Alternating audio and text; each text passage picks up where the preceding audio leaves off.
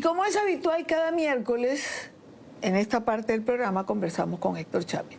Hoy, en vivo y directo, lo hacemos siempre, pero hoy frente a frente, cosa que ocurre pocas veces. Héctor, bienvenido, gracias por acompañarnos. No, gracias a vos, es un gusto y hace un minuto, a propósito de lo que estás conversando en este segmento, la última vez que hicimos el programa en vivo, cara a cara, fue el 28 de julio precisamente, la noche aquella de la elección, y un largo programa que, bueno, terminó con un supuesto resultado que no era cierto. Bueno, ¿verdad? como acaba de decir Cayetana Ramírez, dentro de la hipocresía de la democracia internacional, bueno, no ganó Maduro, pero tampoco ganó Edmundo. Habría que preguntar quién ganó, el Espíritu Santo. Ganó Edmundo.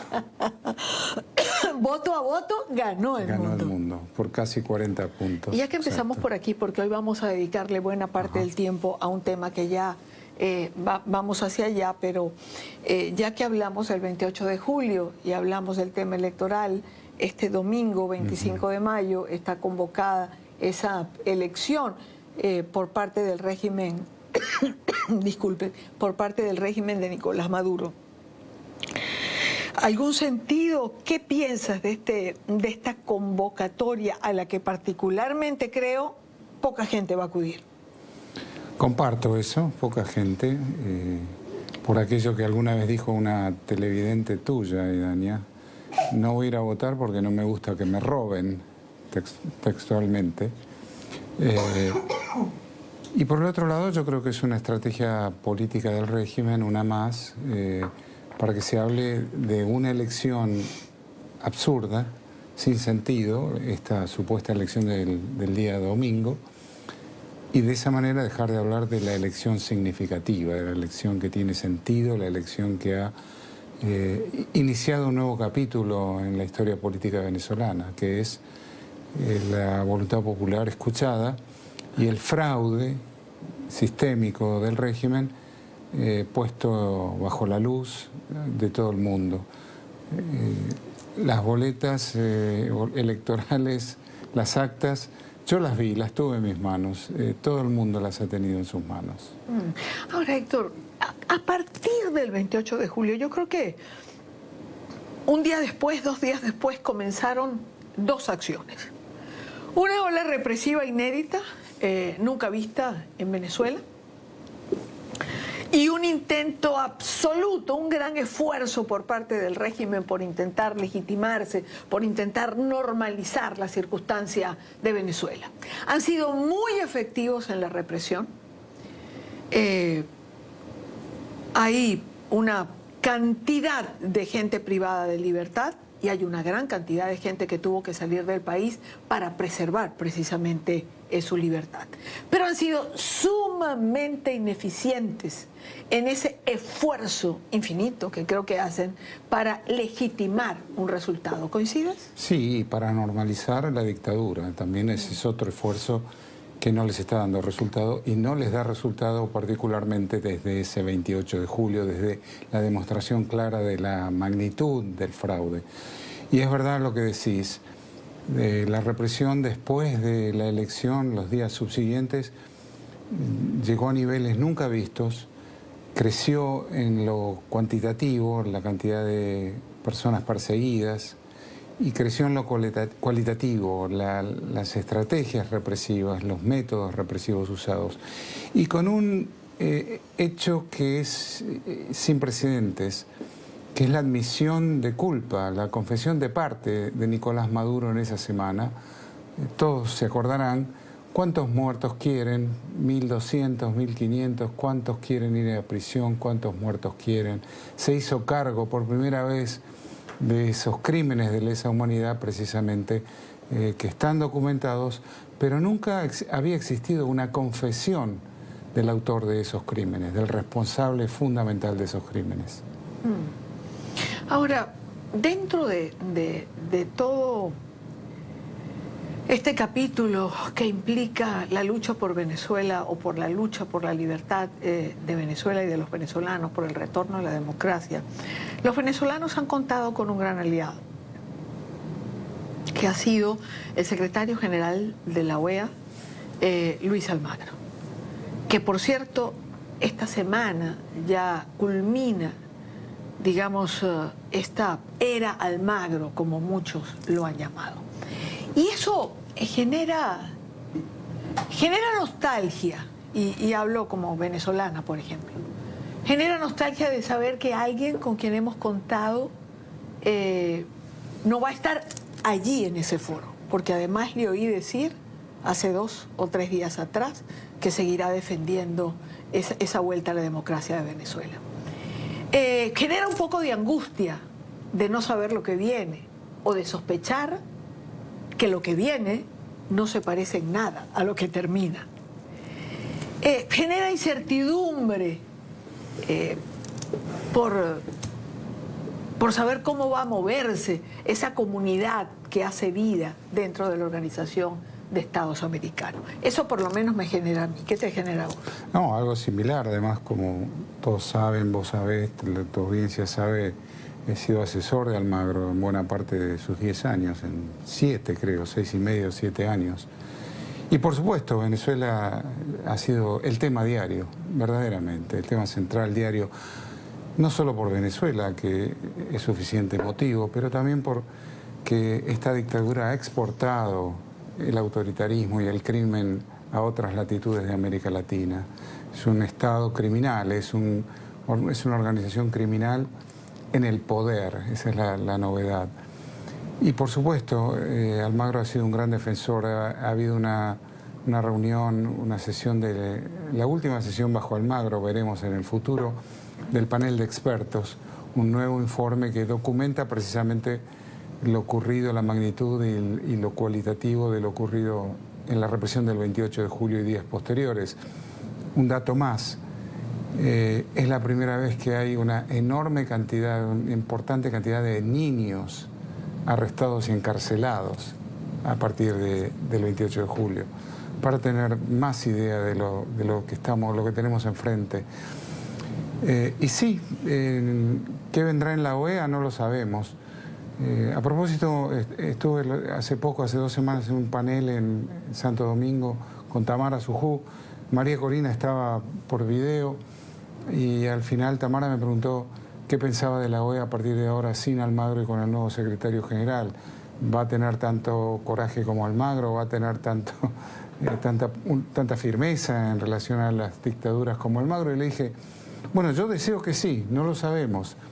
Yo deseo que tenga las convicciones, la visión, que tenga la firmeza y que tenga el coraje de Luis Almagro de enfrentar todos estos temas sin dudar y llamando a todos estos crímenes, llamándolo por lo que son, crímenes de lesa humanidad.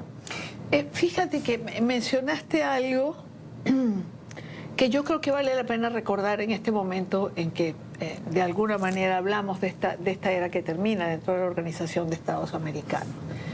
Mucha gente decía siempre, pero qué empeño el de Almagro, pero ¿por qué Almagro este tema con Venezuela? ¿Crees que Almagro tuvo la visión de ver que no era solo Venezuela? El problema es que lo que pasaba en Venezuela podía proyectarse, podía exportarse, que es una palabra que acabas de usar, a otros países de la América Latina.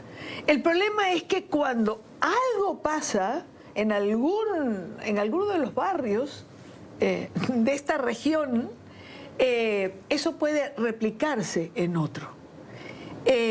Almagro lo vio, Almagro lo percibió, Almagro entendió que cuando se arrasa con una democracia, todas las demás alrededor están en peligro. Sobre todo cuando esa democracia arrasada es una democracia con recursos casi ilimitados en aquellos años en los que el petróleo estaba por encima de $100 el barril.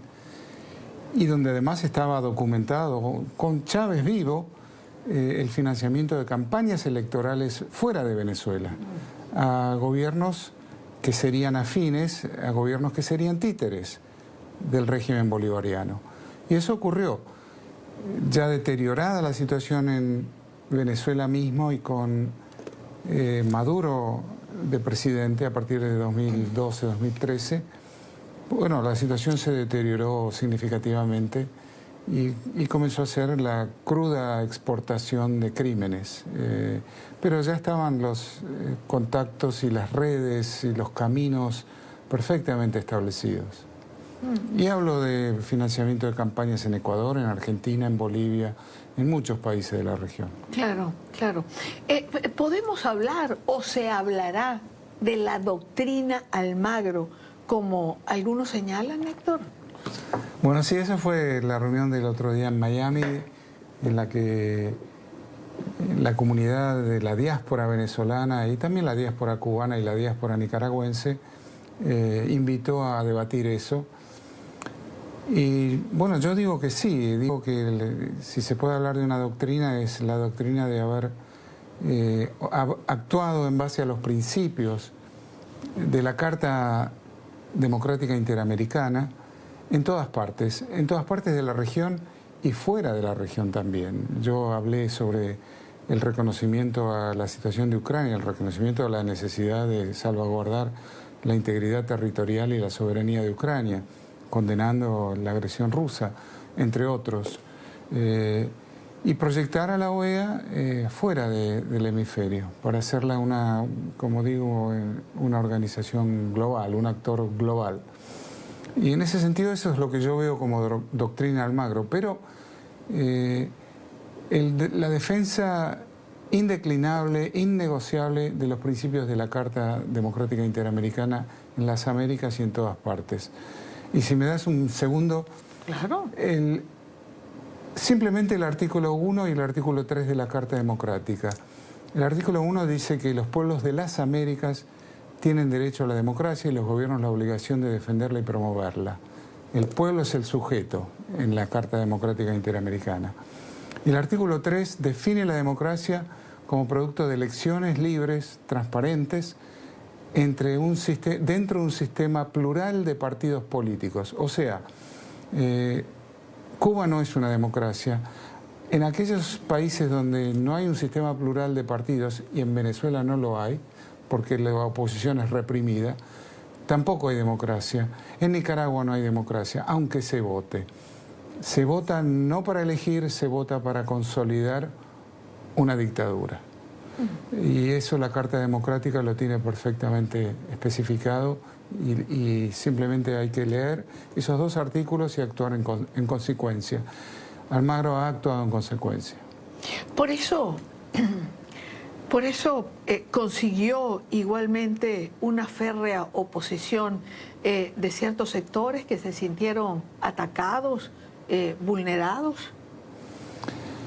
Sí, su posición, lo dijo el otro día en Miami también, su posición no ha sido ideológica, ha sido de principios y ha sido normativa, ha sido de acuerdo a los mandatos de lo que llamamos el marco constitucional de las Américas, que es la Carta Democrática, que obliga a todos los países firmantes. Cuba no la firmó, precisamente.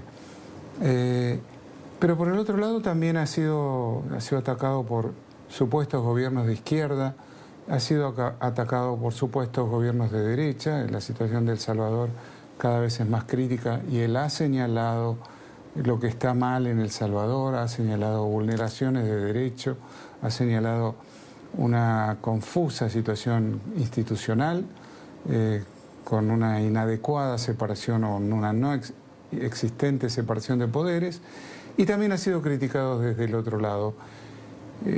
Estos años que yo he colaborado con él y he sido su asesor, nunca hablábamos de ideología, honestamente.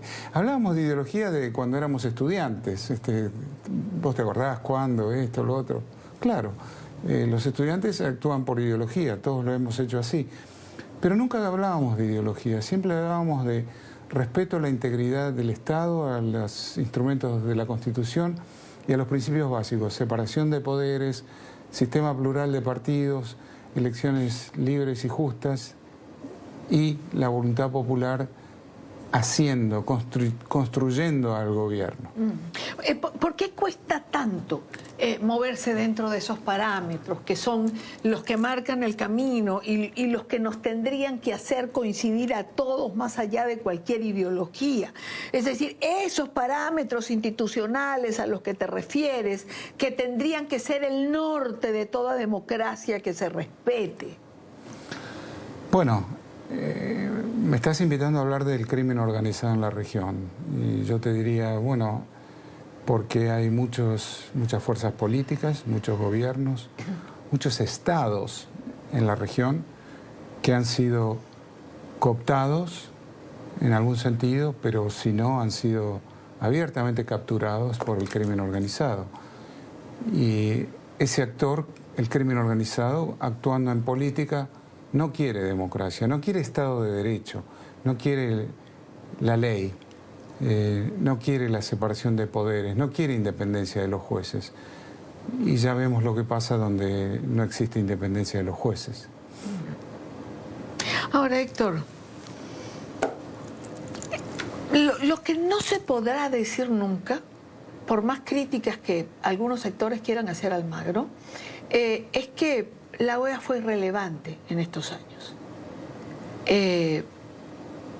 ¿Fue quizás su mayor contribución volver a la OEA beligerante, un foro de discusión, un foro de defensa de esos valores de los que hablamos? Ese tendría que ser el papel, no un organismo más muerto.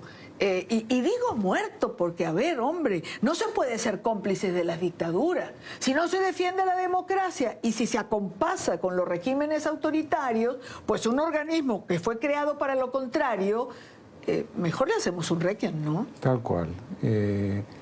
La OEA es el principal foro político de las Américas y tenemos muchos problemas en las Américas, serios, graves, críticos. Es el continente con mayor número de muertes por año, sin guerras, supuestamente, pero con crimen organizado. Tenemos hambre, tenemos desigualdad, tenemos falta de oportunidades, tenemos vulneración de derechos, tenemos crímenes de lesa humanidad, no solo Venezuela, Cuba, Nicaragua. Entonces, bueno, si un foro político tiene que discutir los temas, no va a ser fácil, no va a ser grato, no va a ser dócil, ni va a ser bonito. Va a ser como los problemas que nos estamos enfrentando. Bueno, va a ser como es la región, es el reflejo de la región. Te voy a dejar una cosa que no hago nunca, porque siempre tengo una pregunta, pero te voy a dejar una frase para cerrar, la que quieras, o sea, culmina una etapa, culmina una era, culmina también para ti de alguna manera. Te dejo una reflexión. No, ha sido una experiencia extraordinaria. Yo me he sentido, bueno, he sido un académico toda mi vida y de pronto abandonar esa tranquilidad de la lectura y la escritura para involucrarme en los problemas reales ha sido estar en el ojo de la tormenta cada día, en la oficina, en el edificio de la OEA y también en los diferentes países en los que me ha tocado actuar y gestionar. Colombia, Ecuador, Perú, etcétera, etcétera. Países con problemas. Y la reflexión que me queda es, bueno, tuviste aquí a los miembros del panel de expertos, quedó el firme compromiso de continuar, desde cualquier lugar, desde donde esté, continuar con esta tarea imprescindible para que Venezuela tenga paz, tenga libertad y tenga democracia. Por lo menos no te voy a dejar en la paz de la lectura y de la academia, porque seguiremos conversando cada miércoles. Por supuesto. Héctor, gracias como siempre por estar con nosotros. Gracias. Un gusto verte en vivo y en directo.